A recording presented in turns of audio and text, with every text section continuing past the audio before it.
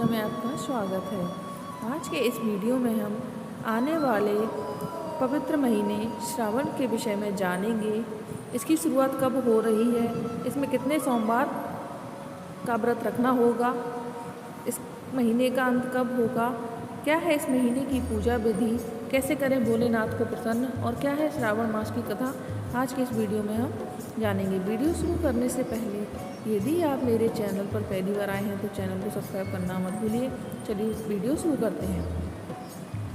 श्रावण मास की शुरुआत 25 जुलाई रविवार से हो रही है।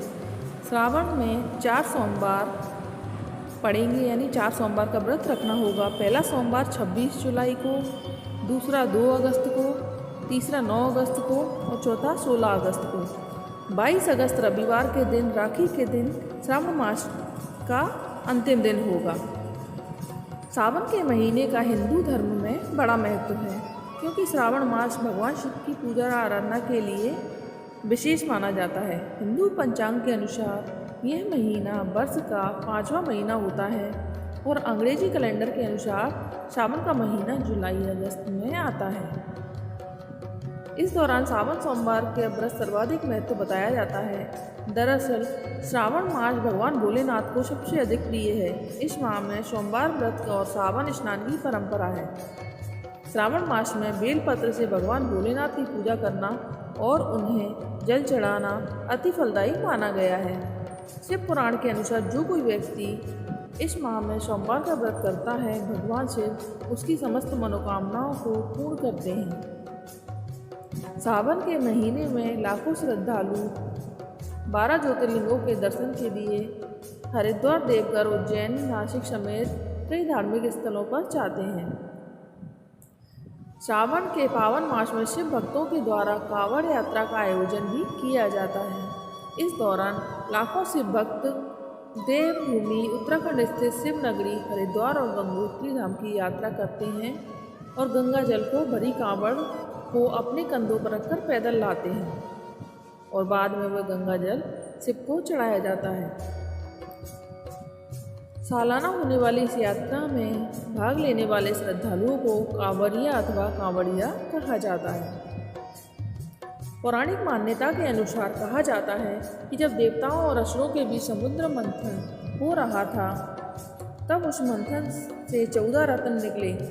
उन 14 रत्नों में से एक हलाहल या विष भी था, जिससे सृष्टि नष्ट होने का भय था। तब सृष्टि की रक्षा के लिए भगवान शिव ने उस विष को पी लिया और उसे अपने गले से नीचे उतरने नहीं दिया। इस विष के प्रभाव से महादेव का कंठ नीला पड़ गया और इसी कारण उनका एक नाम नीलकंठ भी पड़ा। कहते हैं रावण शिव का सच्चा भक्त था। वह कांवड़ में गंगा जल लेकर आया और उसी जल से उसने शिवलिंग का अभिषेक किया और तब जाकर भगवान शिव को इस विष से मुक्ति मिली। सावन के इस पवित्र महीने में भक्तों के द्वारा 3 प्रकार के व्रत रखे जाते हैं। सावन का सोमवार का व्रत, 16 सोमवार का व्रत और प्रदोष का व्रत। अब क्या है सावन के सोमवार की या सावन के महीने में रखे जाने वाले व्रत की पूजा विधि हम जानेंगे। प्रातःकाल सूर्योदय से पहले जागें, शौच आदि से निवृत्त होकर स्नान करें। पूजा स्थल को स्वच्छ कर वेदी स्थापित करें। शिव मंदिर पर जाकर भगवान शिवलिंग को दूध चढ़ाएं। फिर पूरी श्रद्धा के साथ महादेव के व्रत का संकल्प लें। दिन में 2 बार सुबह और शाम को भगवान शिव से प्रार्थना करें। पूजा के लिए तिल के तेल का दिया जलाएं और भगवान शिव को पुष्प अर्पित करें। मंत्रोच्चार सहित शिव को सुपारी, पंचामृत, नारियल एवं बेल की पत्तियां चढ़ाएं। व्रत के दौरान सावन व्रत का कथा का पाठ अवश्य करें। पूजा समाप्त होते ही प्रसाद का वितरण करें और संध्या काल में पूजा समाप्ति के बाद व्रत खोलें और सामान्य भोजन करें। सावन के दौरान ओम नमः शिवाय का जाप अवश्य करें। सावन का महीना शिव जी को समर्पित है। कहते हैं यदि कोई भक्त सावन के महीने में सच्चे मन से और पूरी श्रद्धा के साथ महादेव का व्रत धारण करता है तो उसे शिव का आशीर्वाद अवश्य प्राप्त होता है। विवाहित महिलाएं अपने वैवाहिक जीवन को सुखमय और अविवाहित महिलाएं अच्छे वर के लिए भी सावन में शिव जी का व्रत रखती हैं। अब हम श्रावण मास की कथा सुनेंगे।